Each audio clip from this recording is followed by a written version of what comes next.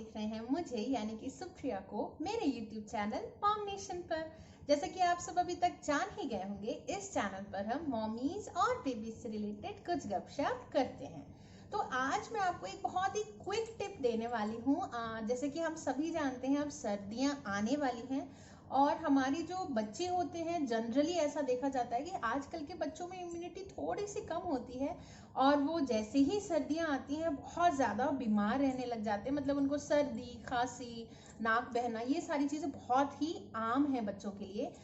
तो आज मैं आपको एक ऐसा नुस्खा बताऊंगी जो मेरी दादी, मेरी मम्मी, हम सब ने मतलब ये चीज़ अपने बच्चों के साथ यूज़ किया और मैंने भी कृष्णा के साथ ये चीज़ यूज़ करती थी और करती हूँ भी अभी तक। तो ये जो मेरा नुस्खा है, ये नुस्खा अगर आप अपने बच्चे के साथ यूज करेंगे तो आप भी उन्हें सर्दी के प्रकोप से बचा सकते हैं। तो बिना किसी टाइम को वेस्ट किए आइए इस वीडियो को स्टार्ट करते हैं।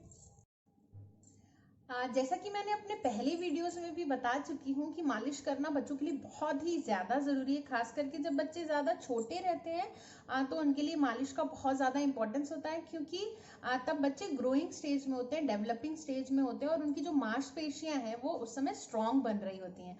तो अगर आप अपने बच्चे की मालिश करेंगे तो उनकी जो स्ट्रेंथ है वो बहुत ज़्यादा बढ़ जाएगी। और ये जब आप मालिश करते हैं बच्चों की, जैसे ही ठंड का सीजन आने वाला है, जैसे कि अब है, थोड़ी थोड़ी ठंड की दस्तक होने लग गई है, मतलब अब ठंड का सीजन जो है वो आने वाला है। तो इस टाइम पे आप ये कर सकते हैं, जैसे कि मैंने अपने कृष्णा की मालिश सरसों तेल से की थी और हमारे यहाँ सरसों तेल को ही सबसे अच्छा माना जाता है और हम बच्चे पे सबसे पहले सरसों तेल ही अप्लाई करके देखते हैं कि अगर वो उसे सूट हो रहा है या नहीं। अगर बच्चे को सरसों तेल सूट कर गया तो उससे अच्छा और स्ट्रेंथ बिल्डिंग ऑयल मेरे हिसाब से और कोई नहीं होता है। मैंने कृष्णा को यूज किया था तो उसको अच्छी तरह सूट हो गया था। बाय मतलब लक, बाय गॉड्स ग्रेस बोला जाए कि उसको सरसों तेल सूट हो गया, तो मैं और भी बहुत सारी चीजें उसके साथ कर सकती थी। अब जो मेरा ये नुस्खा है वो बहुत ही ध्यान से आप सुनिएगा, ये सर्दी से आपके बच्चे को इम्यून करने में बहुत ज्यादा हेल्प करेगा। ये एक सिंपल सा नुस्खा है।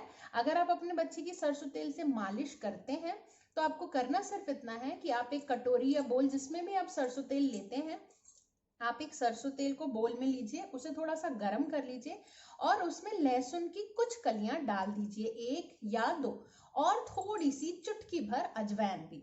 अब आप इसे गैस पे रख दीजिए और आपको इसे तब तक गर्म करना है जब तक कि लहसुन का रंग चेंज ना हो जाए, लहसुन काला नहीं हो जाए। एक बार जब लहसुन काला हो गया, जैसे कि हम सब जानते हैं लहसुन की तासीर बहुत ही गर्म होती है, तो आपके बच्चे को वार्मथ देने में हेल्प करता है और जो अजवाइन है उससे उसे कोई भी कफ वगैरह की प्रॉब्लम नहीं होती है। तो ये जब आपका तेल ये तैयार हो जाए, ठंडा हो जाए, तो आप इसे छान लीजिए, आप उसमें से लहसुन की कलियां और अजवाइन निकाल लीजिए और इस तेल से अब आप अपने बच्चे की मालिश करिए, तो वो उसे गर्माहट देने में अंदर से बहुत ही ज्यादा हेल्प करेगा। अब जैसे कि बड़े बच्चों की बात करें, जैसे कृष्णा है, अब वो 1.5 साल का होने वाला है, तो अब वो उतनी मालिश नहीं करवाता है, लेकिन अभी भी मैं इंश्योर करती हूँ कि रात में मैं उसके पैरों की और उसके जो मतलब तलवे होते हैं उन पे अच्छी तरह तेल से मालिश करूं। और अब क्योंकि ठंडी आने वाली है तो मैं यही जो मेरा तेल है लहसुन और अजवाइन वाला, यही तेल की मालिश उसके पैरों पे, उसके पंजों पे करती हूँ, तो इससे उसे बहुत ज्यादा आराम होता है। जब आपका बच्चा चलने लग जाता है, जैसे कृष्णा अब चलने लग गया है, तो उसके पैरों की मालिश करना बहुत ही ज्यादा जरूरी हो जाता है, क्योंकि बच्चे अभी बहुत छोटे होते हैं और चल के वो बहुत ज्यादा थक जाते हैं।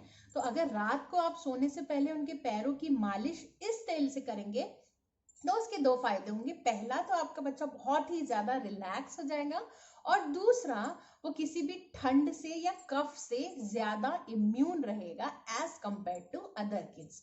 तो ये था मेरे एक छोटा सा नुस्खा आपके बच्चे को हेल्दी बनाने के लिए। अगर आपने ये नुस्खा ट्राई किया और आपको थोड़ा सा भी फायदा हुआ तो मुझे नीचे कमेंट सेक्शन में कमेंट करके जरूर बताइएगा। इसी तरह हम आपसे अपनी गपशप भरी बातें करते रहेंगे। So see you next time, until then bye bye, stay happy and stay connected.